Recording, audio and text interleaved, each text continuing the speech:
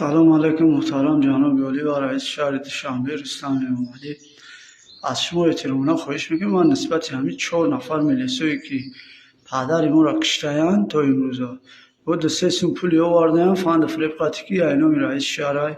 یا اینو فلانی آوردن دادن که نون معرکه را بک جای دوام میکنی بک قانون حکومت بسیار نیست تو دست دادن خیلی گپ دادم. محترم جناب ولی اکه رستم ها بچه یو دام کشتستان 4 نفر ملیسای ابوبکر حمزه فیروز بهرام میدانغره یا شدت شای کلوب شای چون بیجو یورا کیا حقوق داده که اودام بکشین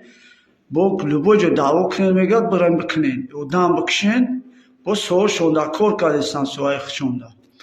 محترم جناب ولی موافق قانون یورا کو فایرات که یورا دستگیر کنن یا در جمعیت ضرر میرسونن این یخچون کیان تاوی یا کیان محترم که رستم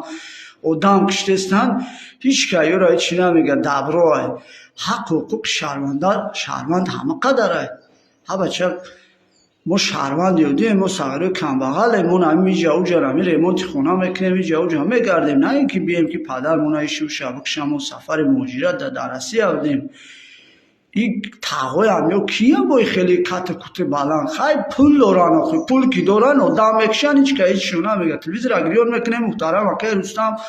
ای حقوق شهروند قانون گپ میزنن سوگند یاد میخرن وظیفه را میتشون با بواری اکه رستم میشینن در وظیفه چی با یکان مقامات تو امروز اما دعوا دارم عریضه پیشنهاد میکنم نوار که استم مجبورم از ما یک کلمه دیگه بزنم یادش ممکنم 70 تا گلون میاد با سرم چی با امروز ما را کشتن شهروند کشتن امروز هیچ که بعد ما نمیرسه همیه دولت همیه قانون همیه حکومت داری همیه دولت داری ما دعوا دارم ما یگان چیزی ما شکایت دارم که همیه دما در چارچوب قانون باید جزا داده شود ما قدر است که آدم همی حیات آدم همه قیمت ترین